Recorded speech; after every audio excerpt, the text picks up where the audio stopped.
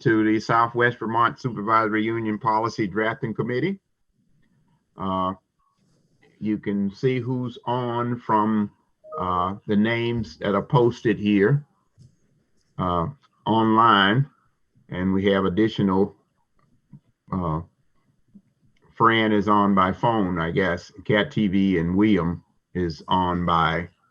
Oh, I'm on by video. Is on video. Oh, okay. He just turned it off. Okay. There he is. Oh, you handsome devil. Shutting off, so. And we just have a background over there. Okay. So what I'd like to do is thank everybody for making this happen. I'll go through the agenda, which would be reading as public comment, minutes from our February 3rd meeting. We had Allerton Sandgate policy discussion on, which I've been informed that they would request that we move that to the January meeting, so we won't have that. Item 3 will be moved to January.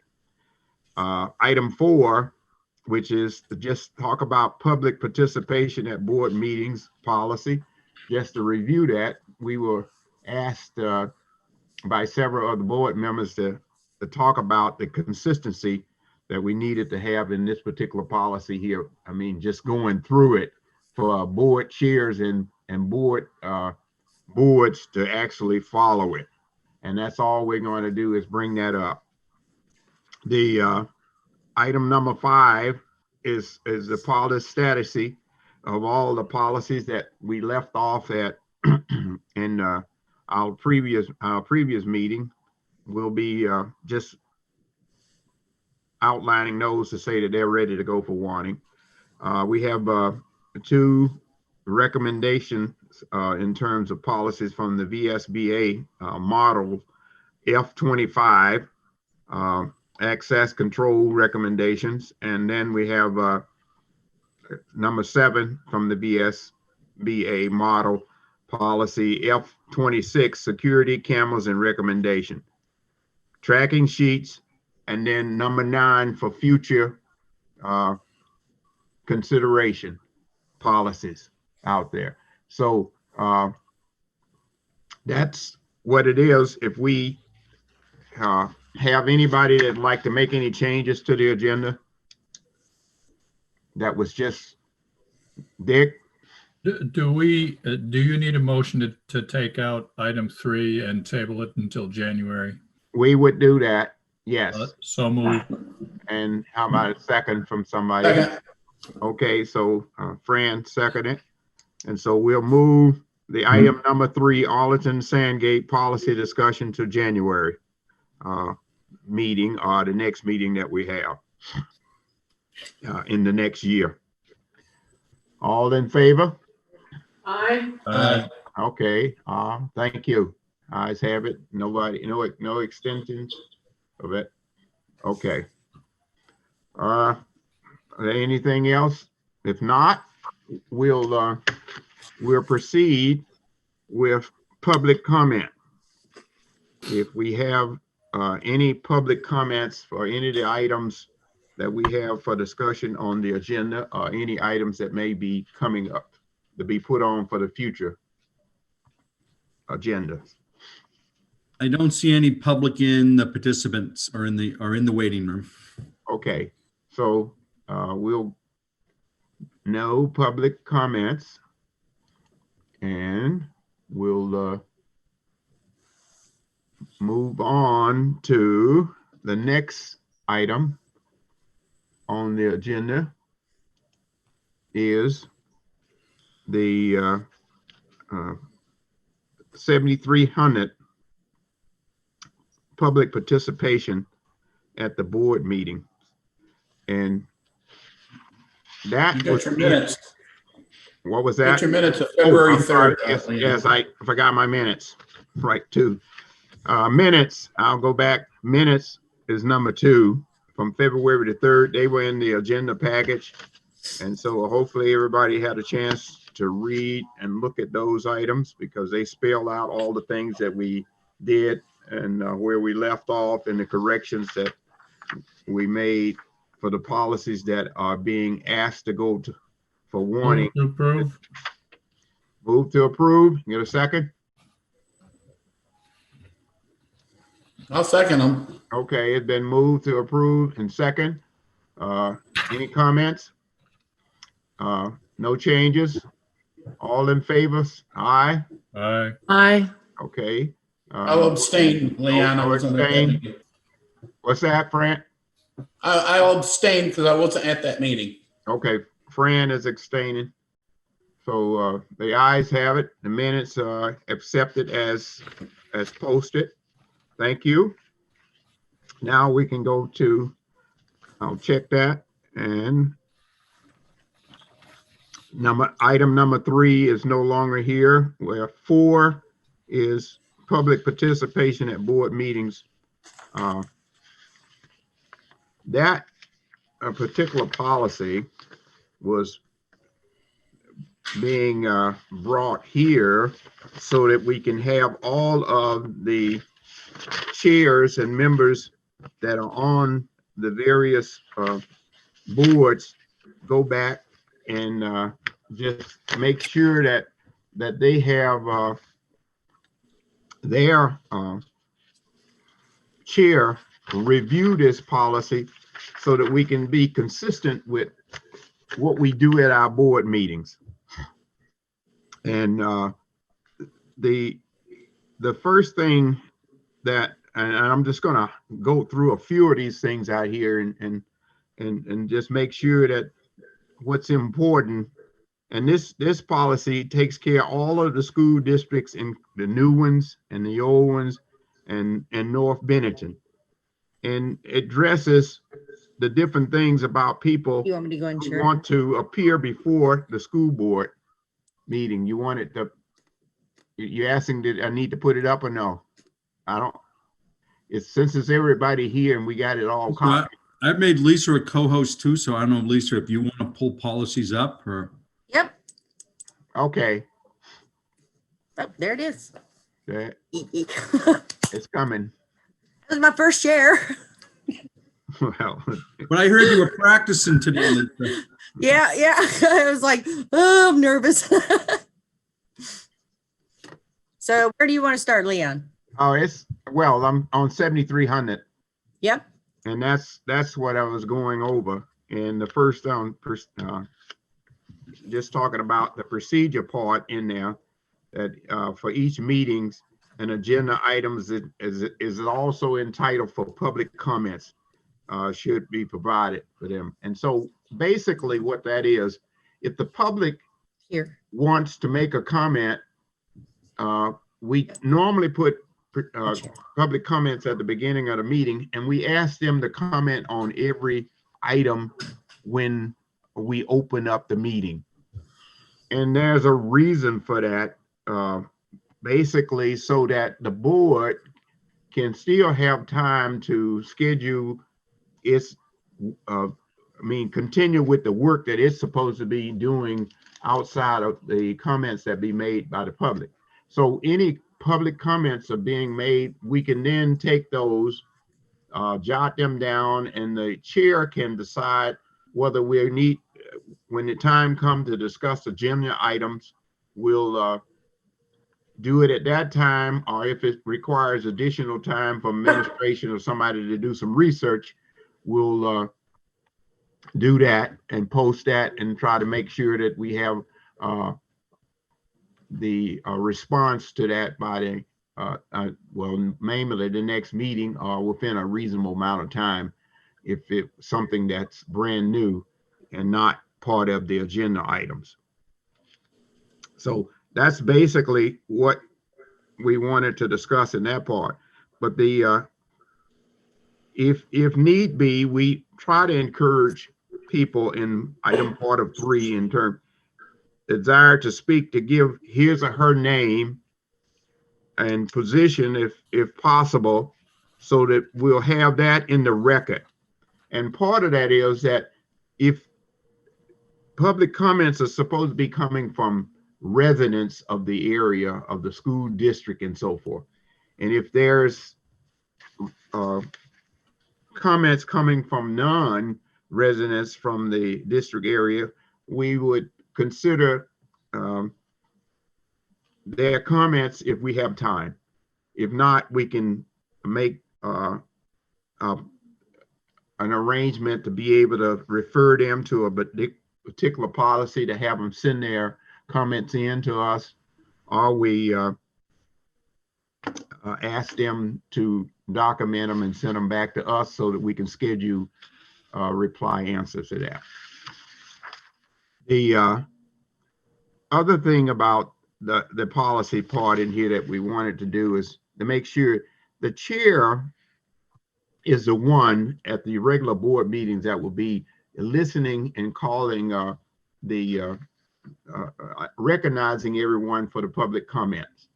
And in doing the public comments, there should not be a board discussion at the time we're having public comments. We should hear the comments from the public and make note of those and discuss if they're pertaining to an agenda items and move on. And if the chair decides that something is going to be discussed in one of the other agenda items, it can just take note, and then when that item come up, make reference to the comment that was made from somebody from the public and the disposition of what we have about that. And so that's basically what we wanted to have in terms of me just reviewing that. We wanted the goal was to bring it up here, have all the boards read it, board chairs, and try to follow that so that we can be consistent throughout the district. Any comments, Dick? Just that as board chair, there have been occasions when I've allowed public comment on a particular issue, but that is within the framework of being brief and still allowing us to complete our agenda as we're required to do. So I have no objections to this policy. I just say that it doesn't, we have a little bit of latitude there and it works. Right. And that's what I'm saying as a board chair. If you want to say, well, I want to have the comment wait to that particular section and that item, and then I want to hear what the public has to say about it before we deliver on that. That's the chair's prerogative, but it shouldn't be a back and forth when that happens. Okay. Leon? Yes, I have a Fran. question about letter C. The school boards or prudential committee shall not hear personal complaints of school personnel or complaints against any person connected with the school system during public comments, directing individuals with such concerns to follow policy number 1025. The reason I bring that up is what we went through with the Ed Letourneau issue. So I don't know, to me that sounds kind of hypocritical, but can you explain that to me, why that's in there? If we're going to let people crucify other people at a public meeting.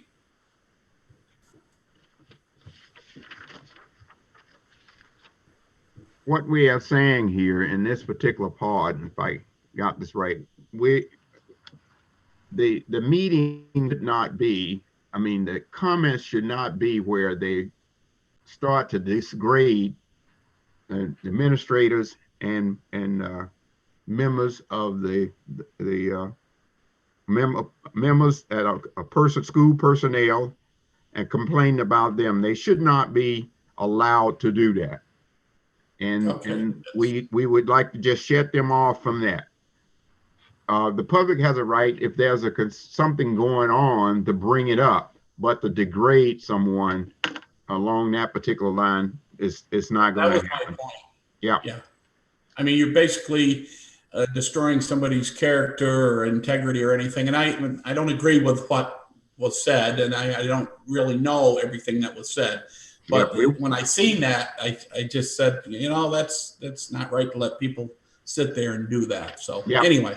And that's why we're still going through this, so that the board chairs can realize, well, we're not a person just because they have the mic or come to the meeting. from the public don't have the right to just degrade the school system personnels and administrators and board members and so forth along that line. Make a statement and then get out. Okay. I agree. I Nick agree has- with Fran. I agree with Fran. And not only did it go on too long, 2.5 hours. Yeah. But it was like one person after another. They were all scripted, and the same thing with school personnel complaining about the school in and of itself. I don't know if that fits in to this as well, but they all but said the principal's name. And that's when things will be cut off, or should be cut off by the board chair and not allowed. And that's why we're having to go through this, so that everybody will be on the same basis. I see Dick's got comments. Yeah, just that's a difficult situation for a chair to manage, because you've got a pretty good idea what a group of 25 people are standing there to complain about. And I guess my position would be to refer them to 1025 and cut it off so that it doesn't become personal complaints. But I can see where that becomes a difficult management situation. It will look like the board is basically shutting people out of their ability to make public comments. Well, I think if something was said at the beginning of whatever that's going to be or turn out to be, if something was said at the beginning by the board chair, it'd say, hey, it's going to be 10 minutes. It's not going to be 2.5 hours. I mean, obviously you're going to have 25 people going to say the same damn thing 25 different times, maybe in different ways or different language. But I think that to let it go on, I mean, I've been through these for a lot of years, in the last 30 years, and it gets out of hand, and it prolongs the meeting, and it just doesn't. I'm all for giving people their say, but if you're going to take 2 hours, let the people say the same damn thing, it gets ridiculous after a while. And that's, I want to say, that's the responsibility of the chair and maybe another board member. If the chair is not realizing that things are going on, and say, well, you got 25 people out there, and you want to ask, well, how many want to talk about this particular subject item? Right. And ask that if they're going to repeat things, if they're going to speak on a particular subject, that it need to be different than, if possible, than something that's already been said, right. Because we have business of the board to take care of. And a lot of the chairs may not want to cut the public off because they just didn't want to anger them along that particular line. But we can't stay in meetings.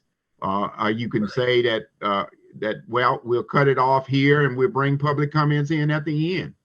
So you have a right to do those particular things so that we can take care of the business of the board. Agreed. Yeah. Okay. Yeah. Thank you. Anything else on that? So the goal here was to bring it up and have the board chairs all start to read that and try to adhere to that at these times. Leon, I'd like to, oh, I'm sorry. Yes. Go ahead. But who is it? Leon, it's Chris Murphy. Okay, Chris. So one thing that I'm noticing, though, is that policy 1025 does not address school board members. I mean, I'm reading the spirit of letter C to be, we're not going to allow members to complain about employees, in part because those school employees are protected by a contract and there's a disciplinary process outlined in the contract. But you go back and you read policy 1025, there's nothing in there about dealing with school board members. So I do think that board members, by virtue of our willingness to step forward and serve in these positions, should open ourselves up to the level of public scrutiny that it sounds like Mr. Letourneau went through. I mean, in that particular instance, if you're going to choose to post what he posted, certainly you should also be willing to sort of speak to that and stand up for that when he's called upon it. But I do see we as board members being separate from this element of the policy and not protected by this policy the way the school employees are. Well, The board, I was My going to say, comment to that, Fran, go ahead. all right, my comment to that, nobody, not Mr. Murphy, not Mr. Kinney, not anybody deserves to be crucified in a public meeting. And as far as I'm concerned, if people want to do that, they got to go to the bar and do it or something. You don't need to do it in a public meeting. I don't give a damn who the hell it is. You don't do that to people in general. Maybe Mr. Murphy ought to go through some of that stuff. He might change his tune on this policy. Well, part D is, when you talk about if questions are directed by the public to school boards, prudential meetings, the topics, they have been posted on the agenda. Now, the thing that was out here, I don't remember whether the agenda had something posted on there or not. And that, when that happened, that gave the public an opportunity to discuss the item. If it wasn't posted in the agenda, then it says there that pending time consideration for the full board, the Prudential Committee, a respectful district, a supervisory union should, allow certain things. But if not, then we have to plan it for a meeting as required. But we still won't allow the degrading of any individual at a meeting. That just, whether it's out here or not, the chair should be aware of the fact that the meeting is starting to go a particular direction it shouldn't go, and is not healthy for the board, the school, or the district, and the public to be commenting in that manner.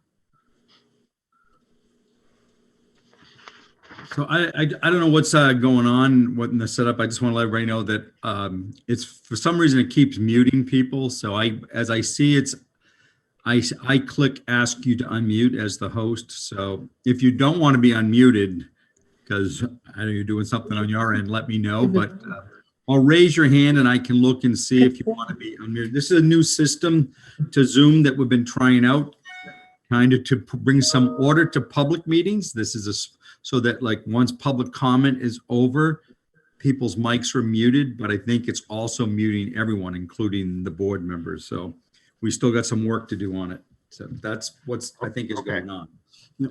Thank you. Is we all good on that? Dick Grant has his hand up.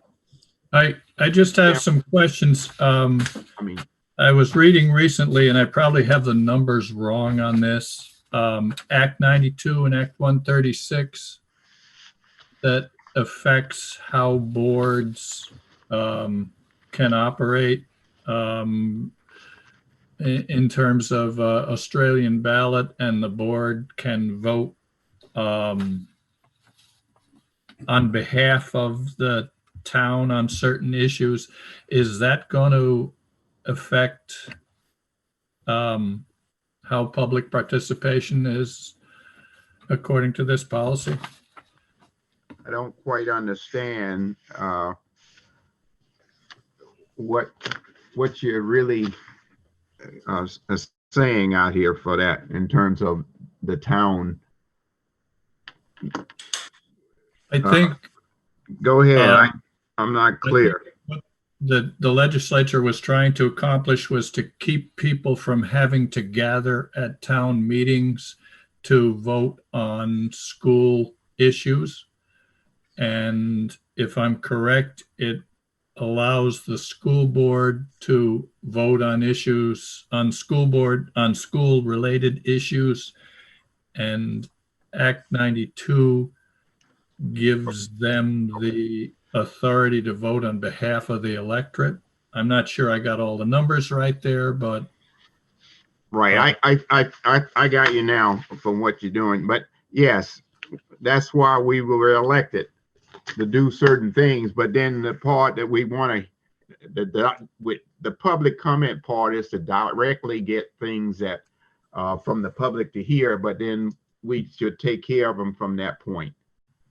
But there won't be any public comment, really, if we go to that format.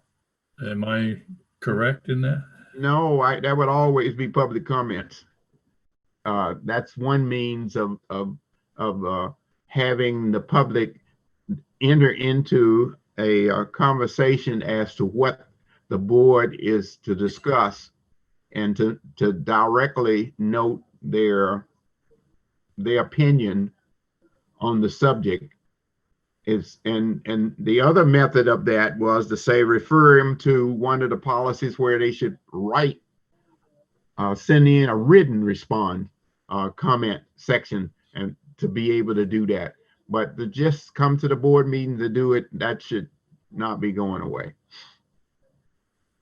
Well, I guess I am hoping that that's correct. I just think that there's a number of people, at least in our districts, that don't have access to things like Zoom and won't be making public comments because they're used to going to town meeting to do it. And now we really have taken it out of that realm. It's not a huge issue for me. It's just something I thought that would, if anybody had any ideas about what that does, I don't know. Just making trouble. Yeah, we won't take anything out of it. Oh, yeah. All right. Thank you. That's good. The next item on here would have been item number 5. And the only item 5 is the review policies that are ready for the SVSU warning. And we only, since there was a big gap in the time that we were last together, we just listed those to just state them. There shouldn't be any action taken there because we're saying we're going to send them out to be one. So you got 2, 4, 5 of them that are on here that will be going for warning. You want to list them all? I mean, just go ahead, or you want to comment about some each one? They're just going to go to one, and so yeah. I'm just. We need to vote that they are all ready to go out to be one, because that's what we did. I think the last meeting, and so we don't have to really vote. If I looked at the minutes, they were there, and the comments were made, and the changes were done, and they're ready to go. And so I don't know what anybody has in terms of status. Dick. Well, the only thing is that when I went online to try and find, and thank you, Lisa, for doing all the work to make the corrections that we did. But when I went online, I didn't see all those in the format, which I didn't expect to see. So when I get to the next SVSU meeting, I won't have the actual policy that we will be questioned about. Yeah, well, when I was going to say, go ahead, Lisa. When the meeting gets warned, the edited versions will be as part of the packet, just like they have been in the past. Right. See the strike throughs and the additions and stuff. Thank you. Yep. Okay. So that was an FYI, just to let everybody know that that's what's going to happen. So we're all with number 5. The next item is item 6, which is the VSBA model policy number F25. So we can put that up there because we hadn't discussed this at our board yet, but we did at other boards, the Career Development Center along that line. So F25 has access control recommendations. While it's coming up, I read the whole policy, and it's not a very big policy, but there were some key things in there that, while this coming up, is that for all of us, and said it is. Is it? it's clicked, but it's not open up. Yep, okay. Yep, Oh, I'll go back Was it in. me? No. No, it's me. Oh. Why isn't it showing? Oh, no, it's not opening. So, well, we still have a copy of it that was sent to everybody out there. So I won't waste a lot of time on it, but just going to go through it real quick and see whether anybody had any comments There it out is. here in opposition to. There it is. That's And- on here now. But It is basically, very rough format. it's in the rough format is correct, and I wanted to do that. But the basic requirement of this policy of the district is to provide a safe environment for students and employees while facilitating access to the school buildings and premises. And so the basic thing here is trying to get all the school districts on the same page by the policy addressing the design and management of the access control system and measures to ensure consistency in implementation. So that's what the school board, this particular F25 is asking us to adopt that in our format and make sure that we have administrative regs to address these issues so that we'll be consistent and the public will know what it is that and how we are managing the access and control procedures for the design of the administrative and management privileges, determining and assigned by and ought to be assigned by the superintendent or the designee for specific needs or requirements of the district in terms of electronic identification and badge access. And so basically we're doing all these things. This policy just didn't exist to comb them all together. Needs a number. So we need a number, and then we can put it into our format unless somebody else has some opposition to that. So we all set? So what we need any comments?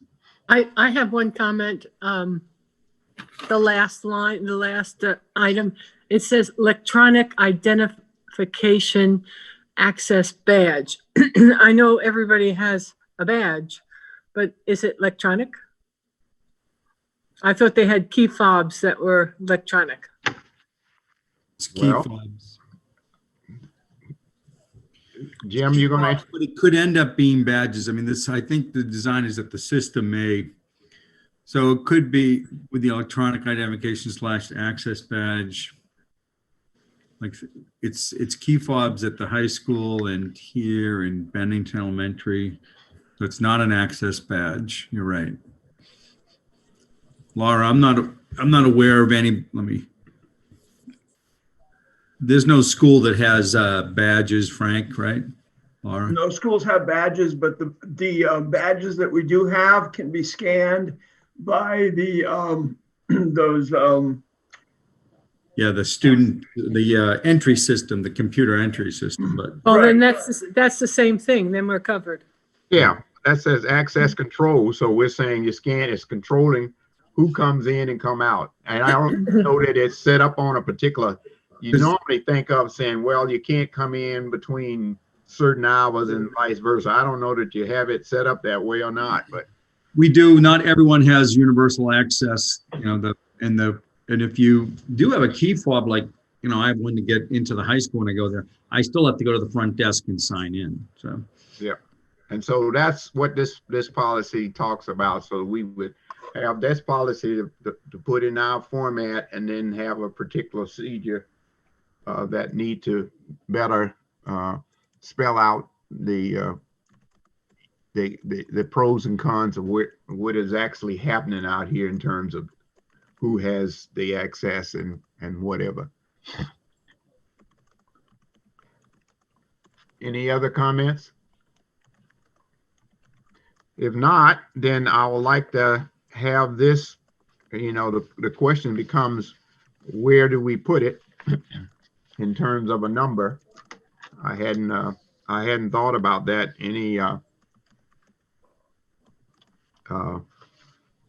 I'm thinking, well, 2000s are administration. 3000s are business and non-instructional. I'm thinking one of those. Yeah. So it's non-instructional.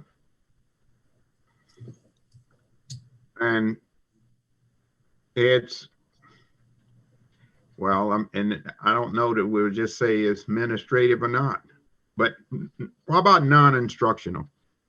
We go into that area. And if you can pick a number, is that okay with everybody? I think, Leon, it's administrative because it says the school district will provide. Yeah, I think it would be administrative, since the designee for who gets the access is superintendent or designee. That's correct. Yeah. Okay, so 2000. And so Lisa, whatever numbers we need for the 2000 group to be able to do that. And then Okay. it'll be in our format. And we're all in favor of this going out in our format for wanting to the boards.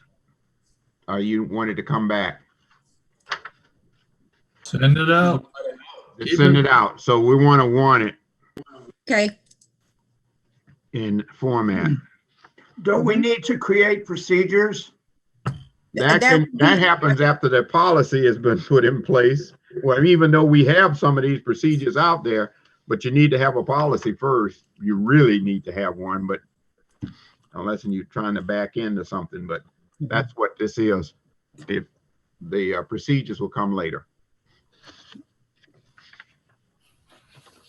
Okay.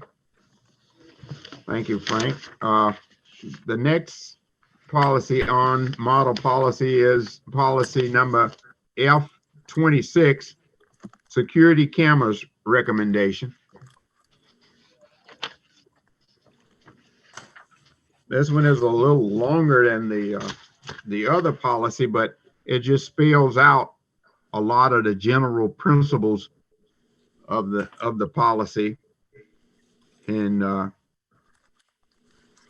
Every time I do this. I went through this particular policy and I didn't see anything that we would take exception to because the policy, the scope of the policy applied to all staff, faculty, students, and vendor contracts, visitors, and property of the school is to let them know we have a security system in place and how we're going to use that security system.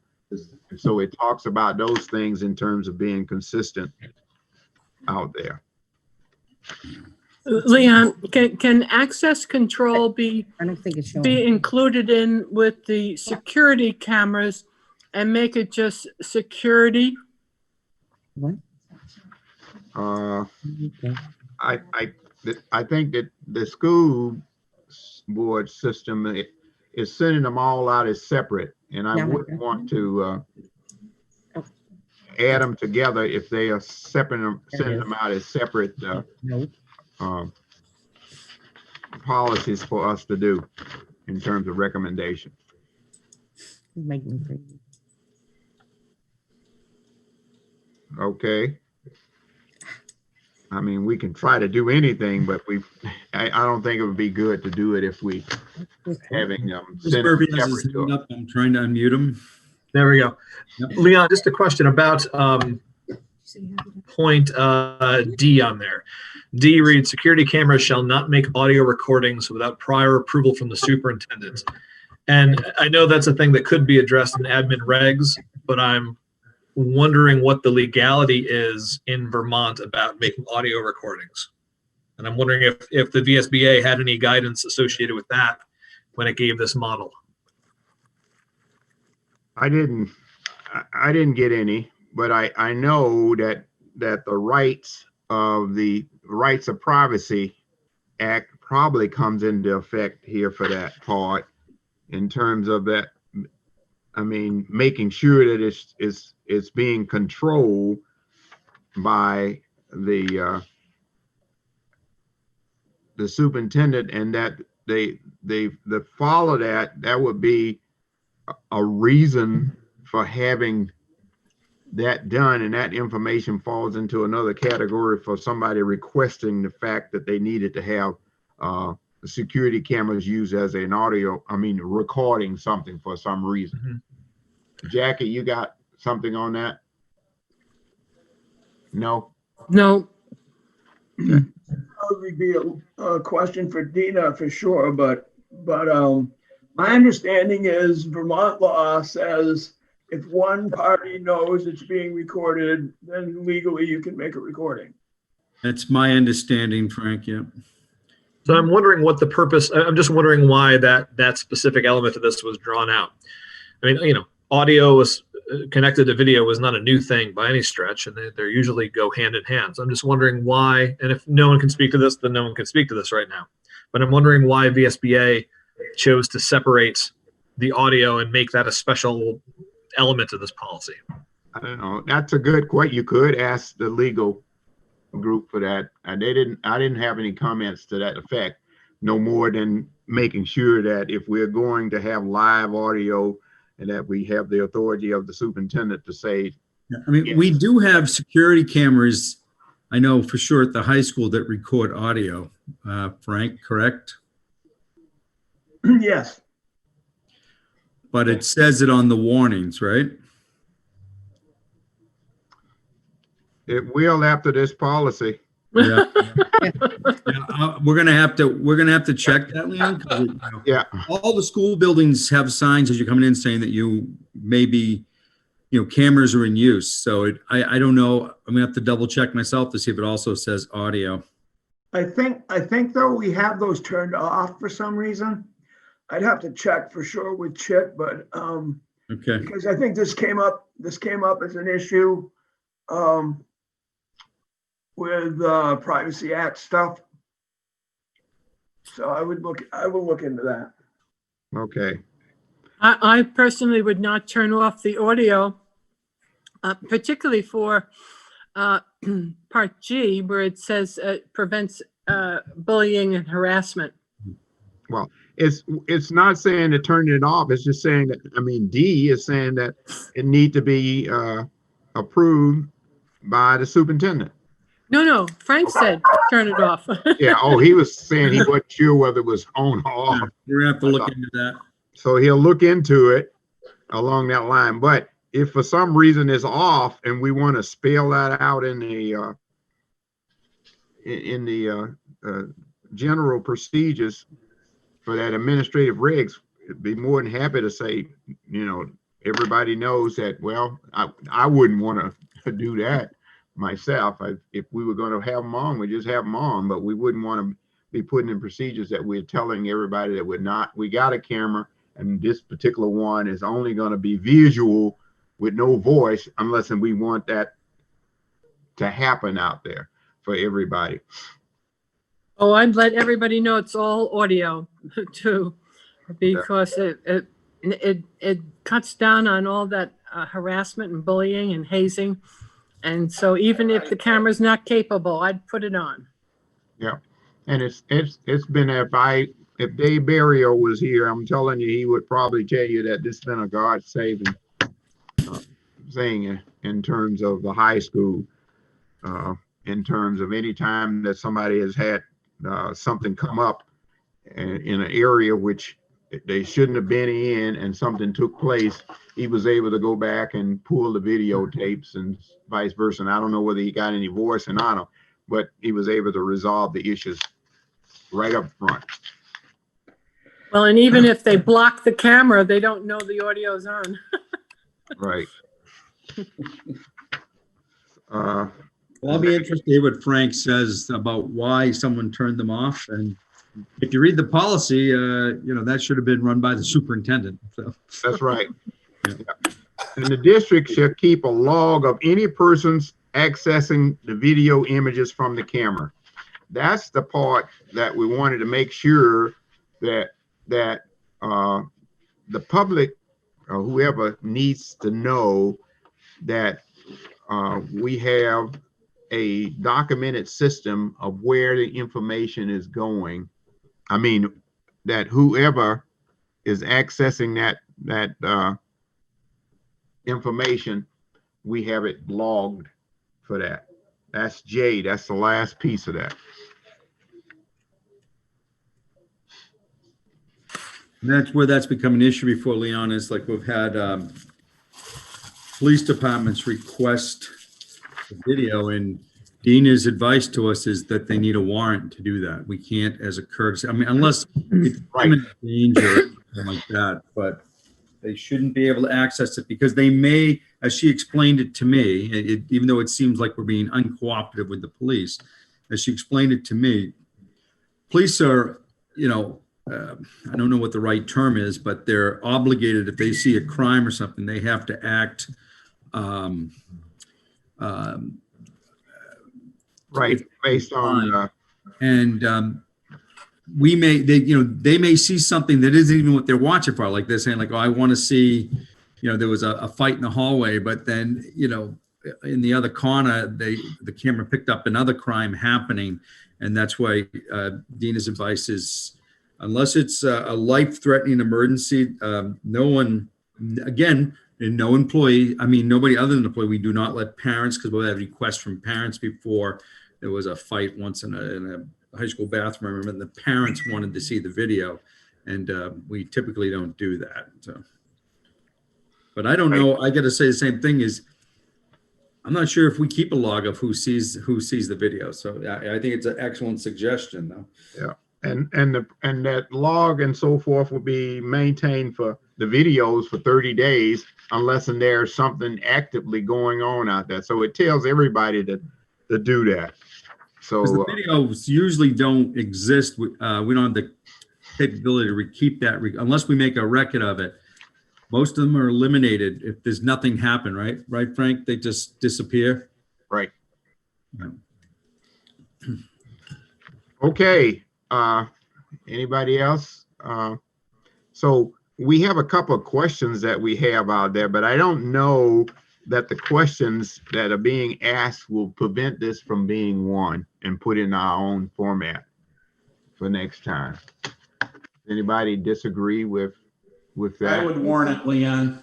Okay, so we want our format I second. and want it. And so it's been moved and second, and all in favor? Aye. Aye. Anybody opposed to that? And extensions? No. Okay, very good. I didn't see anything, so we'll have that one and move on. Thank you. After the SVSU meeting is going to be policies. Yeah. Good. Why, yes, that's what our major focus or function is policies. The next item on here is the tracking sheet. And it's nice to be able to get to the tracking sheet this time. Normally when in person, we have a hard time getting this far in the meeting. So for other reasons. So Lisa's have everything's down on the tracking sheet, and just to remind everybody that, the policy at the heading up here, the required by, whether it's a required policy by state law, and whether it has the administrative regs confirmed in place for that would be a slot for that. And then the different school boards, the districts that it goes out to along that line. So we have several that are 50-50 discipline of pupils and verbal physical assault, and 5,400 student safety requests, administrative and those things posted on the website and all set to go. They've been through everything. Mhm. And so now what we have coming out there is 2B1 items, which are down below. And we have those behavior intervention, medical leave act, and student nutrition wellness piece, and compensatory education parents involvement review, and Title I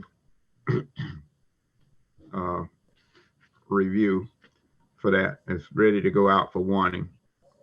So, and then we'll just add on the other items down along that line, which are on here that someday we'll be picking up for grade public participation at the board.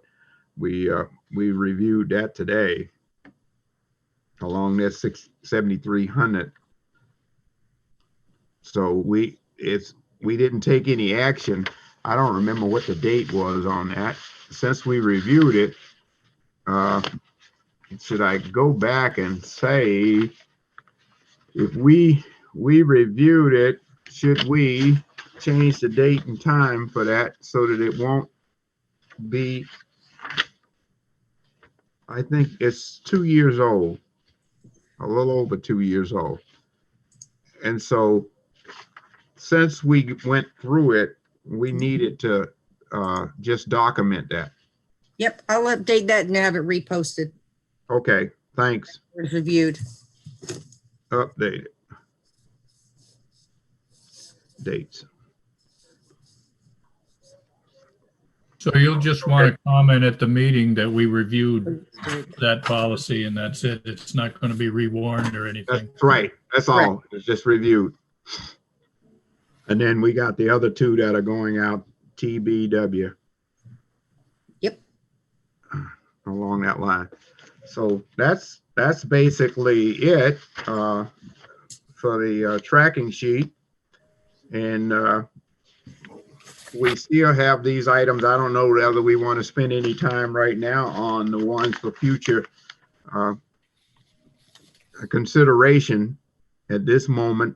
And I can ask if there are some other policies out there that somebody had some concern about that we need to add to this list. And then by the time for the next meeting, we'll be able to pick some of these items for discussion, some of these policies, along with others that may be out there. Dick? I am getting the idea that attendance on remote learning is a problem for you folks that actually got to deal with it.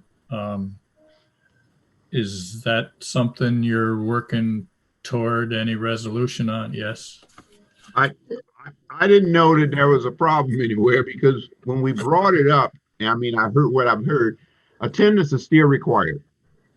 And people that when they check in to the classes, whether they're remote or in present, teachers are responsible for keeping track of attendance.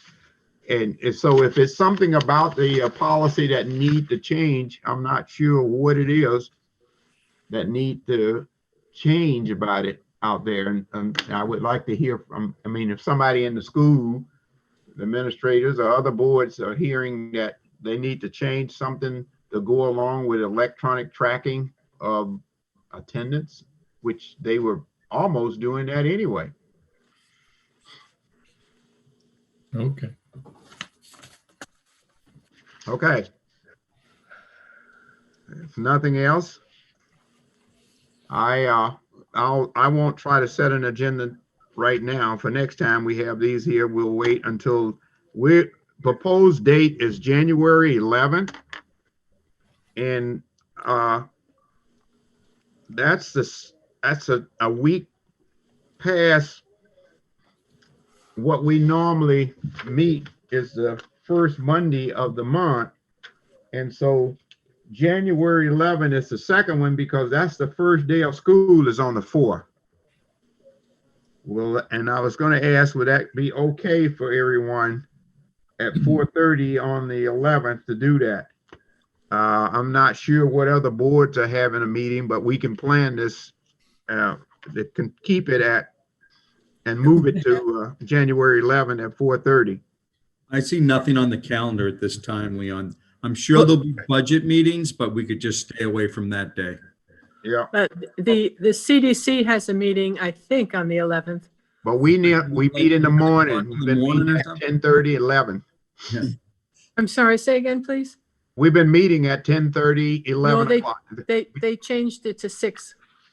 We changed it to 6. We'll still have time to get out of here, to get there. Okay. So it's 5:30 now. We'll make that. So it's All not a right. conflict right now. I'll Great. make a note for myself. Yeah, I just have to go from iPad to iPad, right? Right. I'm just going to say I didn't have to drive anywhere. You just got to log off and log on another one. Yeah. Well, I don't have anything else, and I want to thank everybody for taking the time to participate. I won't say come out and participate, but stay at the office or at home and be relaxed in terms of having the opportunity to discuss the policies. And just remind everybody that we need to be as safe as possible in terms of adhering to the COVID rules in our travels and our work until we have a chance to have this thing under strict control. And with that, I would like to have a motion we adjourn in a second. It's been moved and second. All in favor?